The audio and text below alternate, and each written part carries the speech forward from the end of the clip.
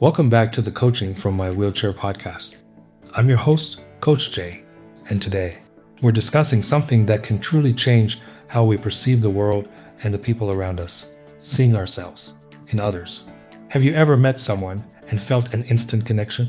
Not because you knew them personally, but because something about them resonated with you. Maybe it was their struggles, their values, or their outlook on life. When we recognize ourselves in others, we start to develop empathy, understanding, and compassion in ways we never expected. Today, we're going to explore how seeing ourselves in others can improve our relationships, career, and self-growth. The role of empathy and how we see ourselves versus how others see us. The challenges of connecting with those who seem different from us. Practical ways to develop deeper understanding and compassion for others. Buddha once said, "When you see yourself in others, it is impossible to hurt anyone else."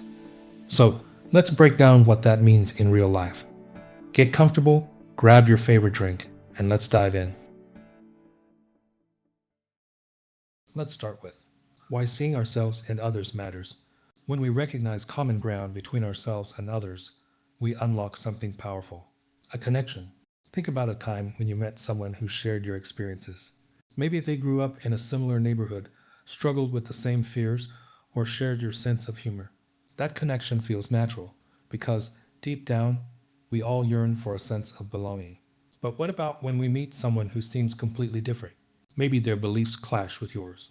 Maybe their lifestyle feels unfamiliar. Maybe their appearance or habits challenge your comfort zone. This is where tension and discomfort arise because our brains naturally categorize what's familiar as safe and what's unfamiliar as different. But here's the truth. We all have more in common than we think. When we take the time to see a piece of ourselves in others, we open the door to understanding, respect, and even personal growth. Here is a real-life coaching example where we are breaking down assumptions. A client of mine, Michael, he struggled with a coworker he found challenging to work with. "She's just not like me," he'd say. "She doesn't get how I think." But after a few coaching sessions, we uncovered something interesting.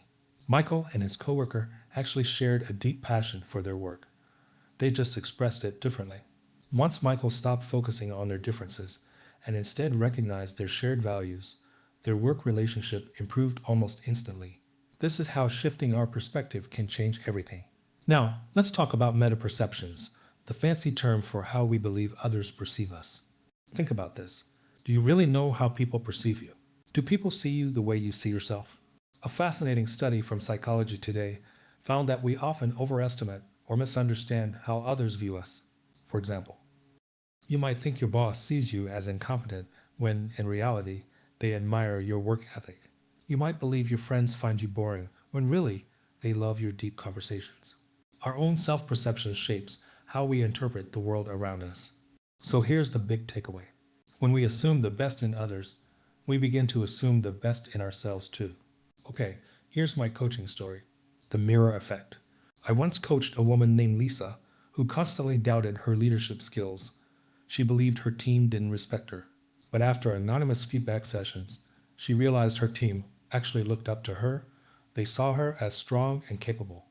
Lisa had been seeing herself through a lens of insecurity, when in reality, others saw her as a role model. So my question to you is this. Are your assumptions about how others see you actually true? Are you limiting yourself because of false narratives? This is where the real work takes place. It's easy to connect with people like us, but what about those we don't understand? Maybe it's a coworker with a completely opposite worldview, a family member you can't relate to, a neighbor whose background is foreign to you. So, how do we build bridges instead of walls? Here are 3 powerful tools for finding connections. 1. Assume positive intent.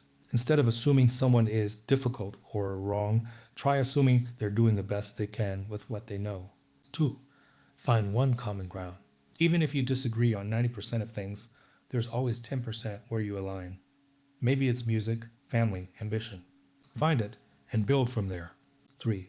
Practice empathy without agreement. You don't have to agree with someone to understand them. Just listening to their story can shift your perspective. Before we go, here are some frequently asked questions. 1. Why is it hard to see ourselves in others? Because we naturally focus on differences before similarities. It takes effort to shift that mindset. 2. Can seeing ourselves in others make us more successful? Absolutely. In leadership, relationships, and networking, people connect with authenticity. 3.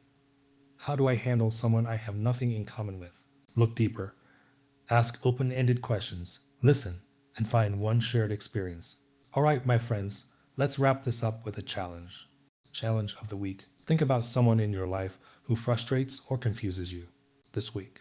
Look for something you have in common with them. Maybe it's a shared struggle, a similar goal, or even a mutual friend. The more we see ourselves in others, the more compassion and connection we create in the world.